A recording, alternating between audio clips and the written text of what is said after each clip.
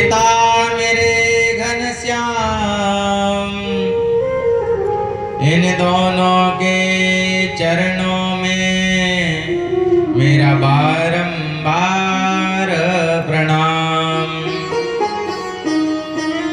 कि राधे मेरे स्वामिने, मैं राधे जी को दास, जन्म जन्म मोहे दीजियो श्री वृंदावन को वास। सब द्वारन को छोड़ के मैं आयो तेरे द्वार। हे वृषभानु की लाडली, जरा मेरी ओर निहार। परम परात्पर अखिलेश्वर अकारण करुणा वरुणालय कल्पतरु पीताम्बरधारी श्री मोर मुकुटधारी श्री बांके बिहारी लाल जी के चरणों में इस दास का सादर प्रणाम।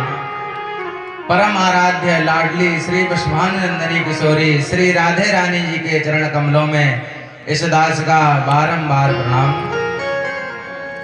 जहां जहां तक दूर दूर तक मेरी आवाज पहुंच रही है, वहां के जीवों के हृदय में विराजमान श्री गोविंद भगवान के चरणों में इस दास का कोटि कोटि प्रणाम।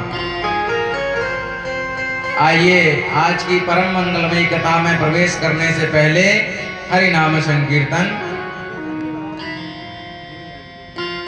श्री कृष्ण गोविंद हरे मुरारी, हे नाथ नारायण वासुदेवा।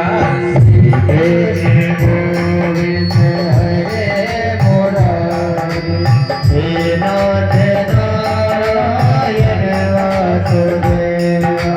श्री कृष्ण गोविंद हरे मुरारी, हे नाथ नारायण वासुदेवा। श्री कृष्ण गोविंद हरे मुरारी, हे नाथ नारायण वासुदेवा। विश्वमात स्वामी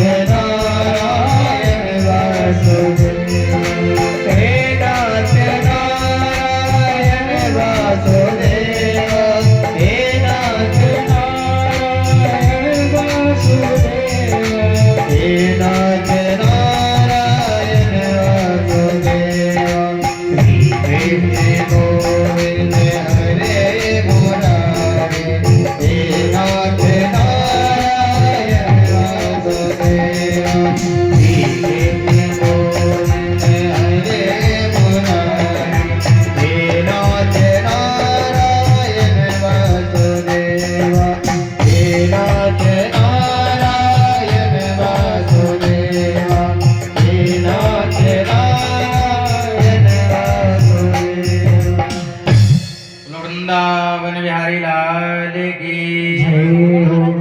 आइए आज की परम मंगलमयी कथा में प्रवेश करते हैं। विगत दिवस की कथा में हमने श्रवण किया था पूज्य महाराज जी के मुखारविंदों से कि श्री कृष्ण का मैया रुक्मणी के साथ विवाह हो गया है। इनका प्रथम विवाह मैया रुक्मणी के साथ हुआ था। आगे सुखदेव जी बताते हैं कि विवाह हुआ, उसके बाद में इनको एक पुत्र हुआ, प्रथम पुत्र, जिसका नाम प्रद्युम्न रखा गया। ये बताया, पूछा परीक्षित जी ने, प्रद्युम्न कौन है?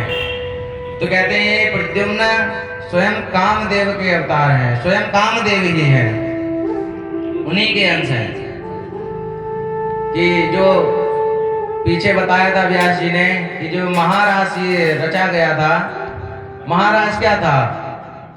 काम विजयी लीला। महारास लीला जो थी वो काम विजयी लीला थी। तब उसमें शर्त रखी गई थी कि जो जीतेगा, तो भगवान जीत गए, तो शर्त के अनुसार कामदेव को पुत्र रूप में आना पड़ा। और दूसरा विषय इसका ये भी है कि महादेव की अग्नि से वो भस्म हो गए थे, तो उसके बाद में उन्हें आना ही था। तो उन्होंने श्री कृष्ण भगवान का सहारा लिया और अपने रूप में वापस आ गए। तो अभी ये प्रद्युम्न 10 दिन के ही हुए थे और पालने में लेटे ही थे कि एक दानव था, उसे पता था कि मुझे भगवान के जो प्रथम पुत्र होगा उन्हीं के हाथों मरना है। तो वो आया और उसने पालने से ही प्रद्युम्न भगवान को उठा लिया और उठा करके बोले, जब इसी के हाथों मुझे मरना है, समुद्र में फेंक दिया। तो कहे, ना रहेगा बांस ना बजेगी बांसुरी, जब ये जिंदा ही नहीं रहेगा तो मुझे क्या मारेगा। तो जब उठा लिया और फेंक दिया, तो उसी समय एक मीन मछली ने प्रद्युम्न भगवान को निगल लिया। और वो तो राक्षस था, उसके यहाँ तो मांस मदिरा वगैरह का खान पान होता था। तो वहाँ के जो मछुआरे थे उन्होंने जाल फेंका, तो वही मछली हाथ में आ गई। और जब वो हाथ में आ गई तो उसके बाद में उन्होंने कहा, ये तो बहुत सुंदर है, बहुत बड़ी विशाल मछली है, ऐसे महाराज को भेंट करते हैं। जब वो वहाँ भेंट किया गया तो उसने अपने रसोई में भिजवा दिया। वहां पर रसोई में जो खाना बनाने वाली दासी थी वो थी रति देवी, माया देवी, उन्हीं का नाम था रति, जो कामदेव की पत्नी थी। तो जब उन्होंने काटा तो उससे बच्चा निकला। तो जब वो देखते हैं कि बच्चा, तो वो उन्होंने उठाया और महाराज को देने के लिए चल दी। तो नारद जी आ गए। नारद जी ने बताया, रोका, अरे देवी क्या करने जा रही हो? ये तुम, ये तुम्हारे ही पति हैं।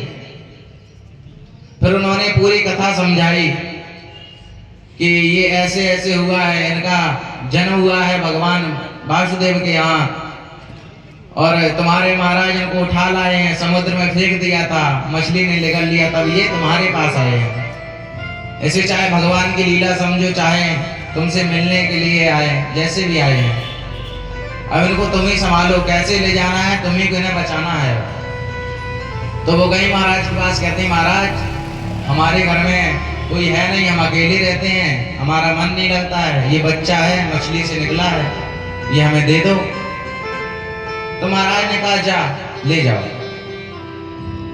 तो वो लेकर के घर आई और उन्हें तो पता ही था ये हमारे पति हैं। तो माया देवी ने अपनी माया से उनको जल्दी जल्दी बड़ा करना शुरू कर दिया। जल्दी जल्दी वो जल्दी युवावस्था में आ गए। उसके बाद में जब वो युवावस्था में आ गए तो उन्होंने पूरी सच्चाई बताई कि ऐसे ऐसे हम आपकी पत्नी हैं, आप हमारे पति हैं, आप महादेव की अग्नि से भस्म हो गए थे और अब आपका जन्म यहाँ हुआ है और आप ऐसे ऐसे मेरे पास आ गए और उन्होंने अपनी माया से जितनी भी उनकी शक्तियां थी वापस लौटा दी कामदेव भगवान को। और वो उठे, कुछ दिनों तक ऐसा ही रहते रहे साथ में। और उसके बाद में राक्षस का वध करने के बाद में वो अपने द्वारका वापस चले आए।